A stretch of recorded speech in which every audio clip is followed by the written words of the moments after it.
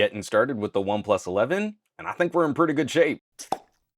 Hello! Instead of one huge video on the OnePlus 11, doing something a little different. I'm breaking up my review schedule, making a couple shorter videos instead, and I'll be putting them into a playlist. Remember when YouTube used to really feature playlists? To begin at the beginning, the OnePlus 11 is a critical competition step for OnePlus and Oppo. You look at the premium market dominated by Apple and Samsung, especially here in North America, and we see a critical pocket where Sam Apple is weakest. The vast majority of Android consumers shop more entry-level and lower mid-range. The mission for Android manufacturers is to move more consumers up the food chain to more profitable devices, but I don't know many people in my circles of family and friends that would jump from around a $400 phone to around a $900 phone in one step. The OnePlus 11 is built to compete in a slightly different tier than the last couple years of OnePlus, streamlining production, merging two potential phones into one, and trying to keep those costs in check. We've got the premium phone fixings like a higher resolution, higher refresh rate display. We've got one of the fastest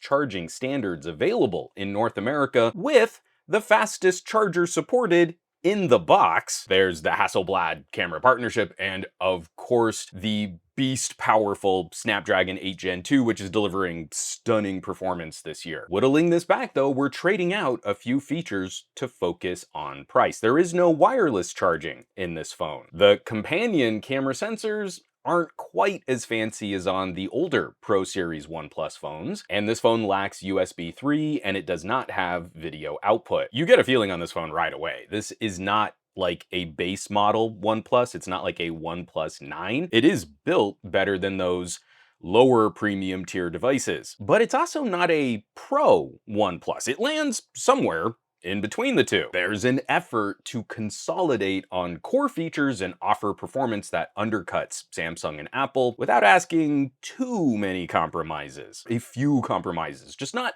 too many compromises. Another comparison we're going to focus on in a standalone video, the OnePlus 11 slots in really well between the Pixel 7 and the 7 Pro if we're looking at prices and storage. It's a little window of premium phone all on its own. The 128GB Pixel 7 and the OnePlus 11 are now a segment I'm thinking of as starter premium. This is not the area to test exotic new technologies. This is the area to really leverage the best established technology. You package it up in a nice shell and you see if you can convince a few more folks to spend up. Maybe someone retiring a $400 phone might be encouraged to spend more on something like this without taking the even larger step towards a Pro or an ultra premium phone. And it's a hole that Apple has a more difficult time covering. The iPhone 14 Plus is the closest competitor here, spec for spec. The OnePlus 11 undercuts the iPhone 14 by $200. The OnePlus will have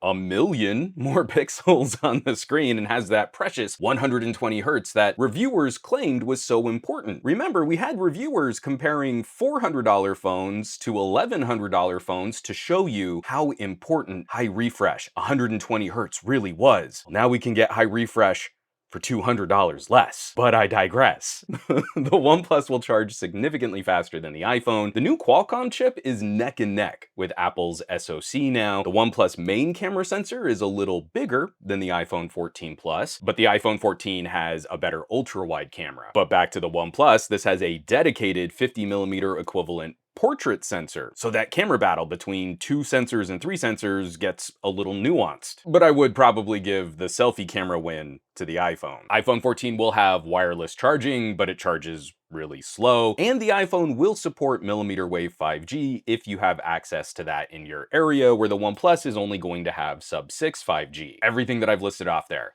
That's a great fight head to head. Different features, different pros and cons, where even if they were the same price, each would have some wins that people would care about in making their purchasing decisions. But the OnePlus looks like a really solid deal when we cut $200 off the MSRP before we start looking at trade-in offers or sales. This is territory that people around the world might be more familiar with than us Americans. I've been playing with some great upper mid-rangers and flagship killers that we just don't get the same access to here in the United States. The OnePlus 11 is cutting a few of the exotic bits, but it's dropping the price significantly to compensate. And that's where we're gonna wrap this up for part one.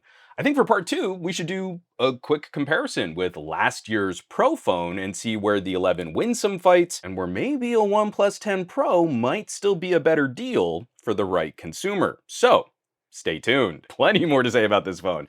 As always, thanks so much for watching, for sharing these videos, subscribing to the channel. All the support lately has been fantastic. If you're clicking on links in the description, if you're going to my home site, SomeGadgetGuy.com, or if you're joining the list of names scrolling by on your screen from my Patreon, patreon.com/SomeGadgetGuy.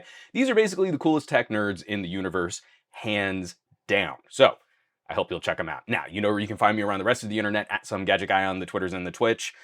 Not so much on the Facebooks or the Instagrams, and I'm trying out the Mastodon, and I'm reviving a Flickr account. So I'm around. Let's have some fun, nerdy chats.